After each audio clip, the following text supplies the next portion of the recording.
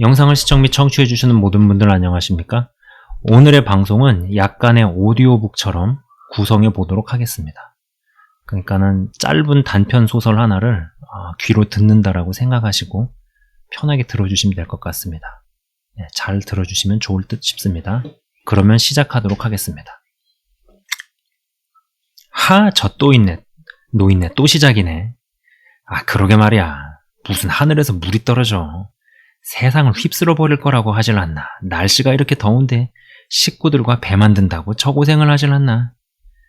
A는 친구들의 이야기를 말없이 듣고만 있었다.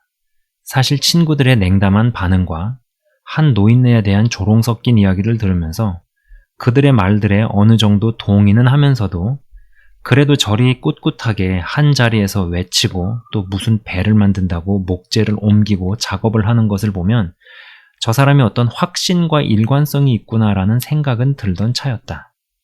야, A야, 너는 그 노인네 어떻게 생각하냐? 나? 글쎄.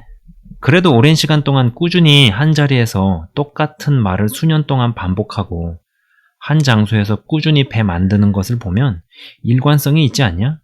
확신이 얼마나 강하면 저렇게 할 수 있을까 궁금하기도 한데. 야, 임마, 너 지금 무슨 소리야? 그 노인네는 그냥 단순히 미치광이야. 미친 사람도 일관성은 있을 수 있지. 맞아. 야, 그 노인네 이야기 짜증난다고.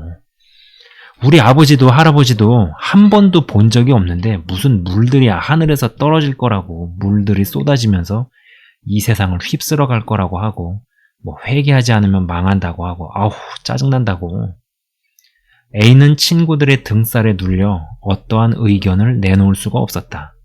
사실 A는 이 노인의 소문을 3년 전부터 알기 시작했다. 광장에서 늘 일관된 메시지를 외치고 산 중턱 근처의 지점에서 배를 만들어 온 시점은 그보다 훨씬 오래되었고 정말 오랜 시간을 반복적으로 일관적으로 그 노인은 살아온 것이었다. 노아라는 이름의 이 노인은 거의 미치광이 정신병자 취급을 오랜 시간 동안 받아왔다는 것을 A는 알고 있었다. A는 친구들을 통해 그 노인에 대한 이야기를 듣고 생각지 못한 때에 우연히 그가 배를 만드는 현장을 지나친 적이 있었다. 그의 메시지에 광분했던 몇몇 사람들에 의해 배가 만들어지는 과정이 지체가 되고 시비가 붙어 노아의 아들들이 사람들을 진정시키고 큰 싸움으로 번지는 것을 막는 장면을 우연히 본 것을 A는 기억해냈다. 헌데 그게 과연 사람의 얼굴인가? A는 혼잣말로 중얼거렸다. 그때 당시에 꽤 많은 사람들이 어떤 장비까지 갖추고 아주 조직적으로 배 만드는 것을 방해하려 갔었다는 소문을 들었었다. 헌데 그러한 회방이 멈춰진 것도 신기했지만 A가 잊지 못하는 것은 노아의 얼굴이었다. 무슨 광채가 나는 것 같은 얼굴. 무언가 초월한 저 얼굴, 사람의 얼굴이 아니었던 같은 그 모습. 잊을 수가 없었어. A는 그 노아라는 할아버지가 궁금해지기 시작했다. 그래서 한번 혼자서 노아가 메시지를 외치는 곳에 가보기로 생각했다. 어차피 친구들에게 이야기해봐야, 집에 이야기해봐야 먹히지도 않고 이상한 놈 취급받을 것이 뻔했기에 혼자 가기로 마음을 먹었다. 마침 이틀 후에 두 분 부모님께서는 최근에 구입한 별장에 가신다 하지 않았던가. 그 별장이 산 중턱도 아닌 꼭대기에 있다고 받아야 할 돈을 못 받고 대신 산 꼭대기에 있는 집을 대신 자신에게 지급했다고 아버지가 혼잣말로 그 나쁜 자식 하면서 욕설을 내뱉으셨던 것이 기억났다. 저렇게라도 받으니 다행 아닌가? 아니면 아예 떼일 수도 있었는데 A는 속으로만 생각할 뿐이었다. 건설 쪽으로 성공을 한 아버지와 함께 그 산 꼭대기의 별장에 몇 번 같이 갔었던 적이 있었다. 처음에는 다시 리모델링을 해서 다른 이에게 팔아볼 심산으로 작업을 하기 위해 그 별장에 몇 차례 같이 가서 리모델링 작업을 도왔으나 막상 멋지게 손을 보고 리모델링을 잘 했어도 산 꼭대기에 있는 별장이라고 오고 가는데 고생스럽기만 하다고 사람들은 관심을 보이지 않고 결국 누군가에게 파는 것을 포기하시고 갖고 계시기로 결심한 지 얼마 안 되어서 아버지와 어머니 두 분이 그곳을 가시기로 한 것이었다. A야, 이틀간 집에 잘 있어라. 네. A는 부모님이 떠나시는 것을 지켜보고 난 뒤에 계획을 실행에 옮기기 시작했다. 노아가 배를 작업하는 곳은 우연히 지나쳐 본 일이 있으나 그가 일관된 메시지를 일관되게 전한다는 곳은 이야기만 들었지 막상 가본 적이 없었기에 찾아가는데 애를 좀 먹을 것 같았다. 혹시라도 아는 사람 마주치면 어떡하나 싶은 생각이 들기도 했지만 A는 그가 과연 뭐라고 하길래 사람들이 그러한 반응들인가 싶은 궁금증이 더 들었다. 그러면서 떠오르던 강렬하게 각인된 배를 만드는 현장에서 보았던 그 빛났던 얼굴. 회개하십시오. 하나님께서 심판을 정하셨습니다. 하늘에서 물줄기가 떨어질 겁니다. 그 물이 이 세상을 쓸어버릴 겁니다. 에이, 미추광이 놓있네.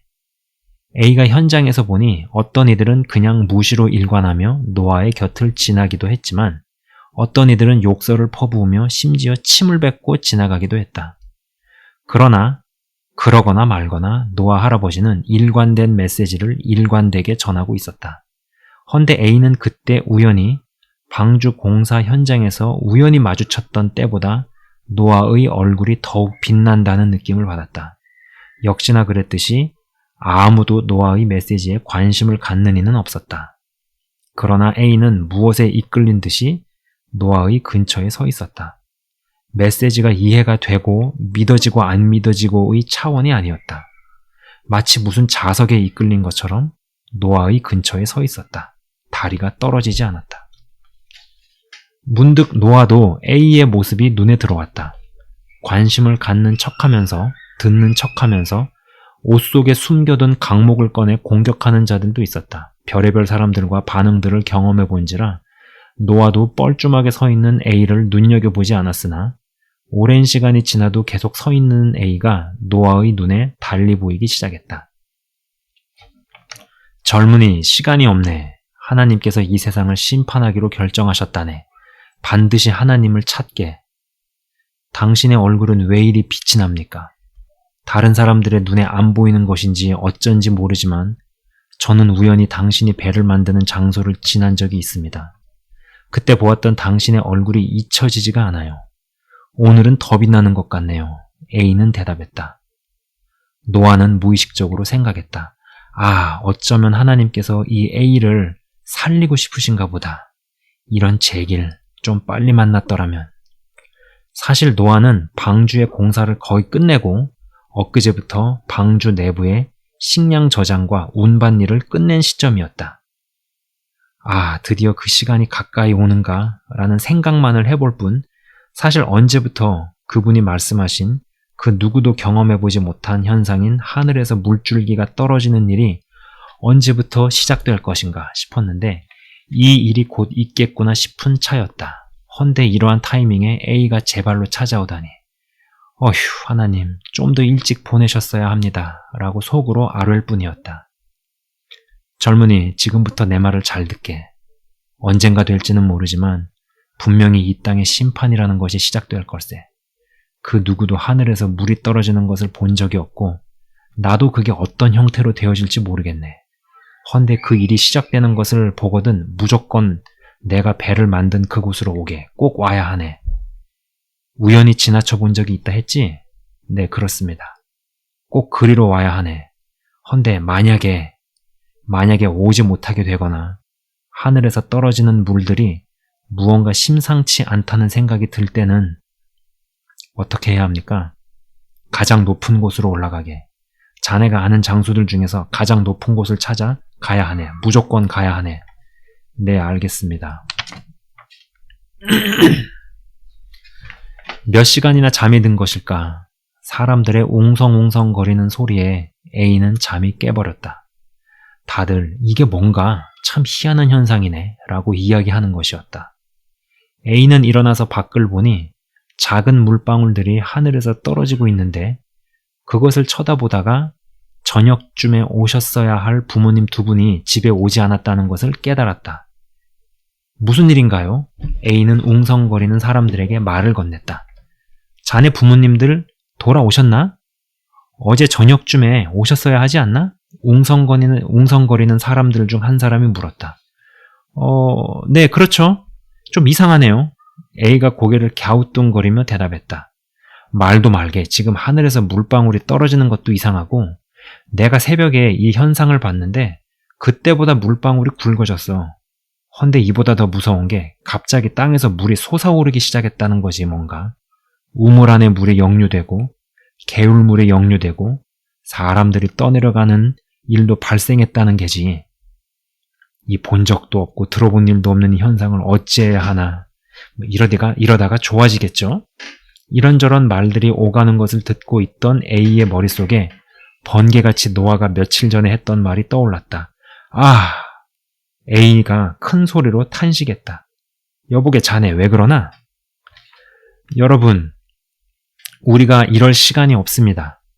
다들 오랜 시간 배를 만든다는 노인을 들어보셨을 겁니다. 당장 그 노인에게 가야 합니다. 안 그러면 A가 말을 하던 중에 사람들이 말을 끊으며 끼어들었다. 그 미치광이 노인 말인가? 그 미치광이는 왜? 우리가 이러고 있을 시간이 없습니다. 여기서 이러고 있으면 나 여기 미치광이가 하나 더 있었다니. 기껏 하늘에서 물방울이 떨어지는 희한한 현상을 우리가 경험하기로써니 그 미치광이 노인의 말을 믿는다는 말인가? 뭐 심판? 물이 세상을 쓸어가? 그 말을 믿는 사람이 우리 마을에 있었다니. 동네 사람들은 A에게 말도 안 된다는 반응과 함께 미치광이 노인의 말을 믿는 사람이 자신들의 동네에 있었다는 사실에 굉장히 충격을 받은 눈치였다. 이들과 더 이상의 대화는 불가능하다 생각한 A는 서둘러 뛰기 시작했다. 노아 할아버지가 배 있는 곳으로 오라 했었지. 속으로 되뇌이면서 A는 정신 나간 사람처럼 뛰기 시작했다. 몇 시간을 미친 사람처럼 뛰어왔을까. 방주가 완성된 그 현장은 A가 있는 마을보다는 상대적으로 낮은 지역이었던지 이미 어느 정도 물이 차 있었고 조금만 이대로 가다가는 휩쓸어 가듯 넘실대는 물에 배가 저절로 뜰 지경이었다. 여러분, 우리 문 좀 열어주세요. 많은 사람들이 이미 뒤섞이고 얽혀서 방주 부근의 광경은 난장판이었다. 몇몇은 사람들의 밟히고 치여서 크게 다치거나 죽은 듯도 싶었고 어떤 이는 익사되어서 물에 둥둥 떠 있었다. 이 근방 사람들은 분명 희한한 광경들을 연속해서 보고 난 뒤에 정신이 거의 나간 듯했다. 허긴 그도 그럴 것이 하늘에서 물이 떨어지는 현상도 희한하고 감당이 안 될 판에 동물들이 때로 줄지어 방주로 들어가는 광경도 희한한 일이었다. 무언가 희한하다는 생각에 그리고 어떤 두려움을 느낀 사람들이 저 미치광이 노인 말이 정말 맞는가 싶어 방주로 가서 문을 두드리려 하는데 어떤 빛나는 발열체의 사람인지 아닌지 모르겠는 존재가 밖에서 문을 닫는 것까지 본 것이다.